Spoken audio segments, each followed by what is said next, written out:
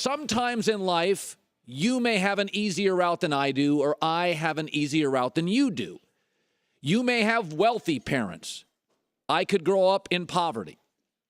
You may have a stable family. I grow up in an unstable environment. That the path all of us have, and a lot of people, they don't want to admit that in the end, we're all very lucky we grow up in America.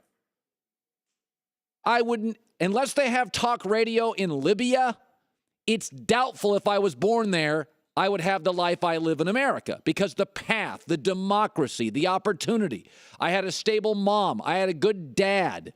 I went to a nice school. I had good teachers. Same thing in sports. What's your path? Folks, New England's getting to the Super Bowl. And they're going to do it without Gronk. You can buy non-refundable tickets if you're in Boston. Buy them right now to Houston. You won't need a refund. But the Dallas Cowboys path, there's never been a tougher one. What is the NFL about? The NFL is about coaches and quarterbacks. So it's very possible, in fact, I would say probable, that the Dallas Cowboys are going to face Green Bay, Atlanta, and New England. So whereas Brady's going to get a steady diet of Connor Cook and Tom Savage and Matt McGloin and Brock Osweiler and maybe Alex Smith, think about this for a second. Here's what the Cowboys are going to face. In order, Aaron Rodgers, Matt Ryan, Tom Brady. 106 TDs, 16 picks, and a passer rating averaging 111.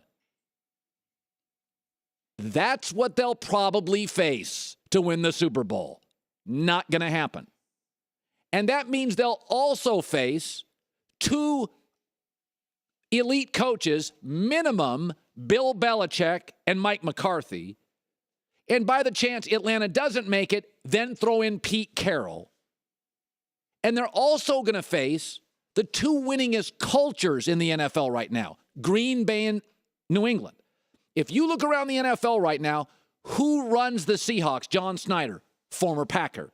Who runs playoff Kansas City? A former Packer. Now, look around at all the guys running teams in the NFL from New England. They're all playoff teams outside of Tennessee, who was almost a playoff team. So the Cowboys not only have to face the hottest teams in the league, Green Bay, Atlanta, and New England have won a combined 17 straight games. Rodgers, Matt Ryan, and Tom Brady have a combined 106 TDs and 16 interceptions. You could also face Mike McCarthy, Bill Belichick, and Pete Carroll. You're not winning a Super Bowl. Doesn't mean you're not a good team. You have a quarterback who's never played a playoff game. You have Jason Garrett, who doesn't exactly have a lot of notches on the old playoff win belt. There's never been a road like this. It's not just that you're playing Hall of Fame quarterbacks. You're facing the best cultures in the game, the best coaches in the game. You're not winning a Super Bowl. You're facing the hottest teams in the league, not named the Dallas Cowboys.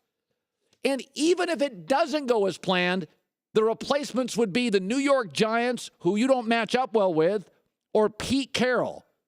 Outside of Belichick, as good as any coach in the NFL. This is not a shot at Dallas. This is being totally realistic, that all of us have more or less success based on the obstacles in our life.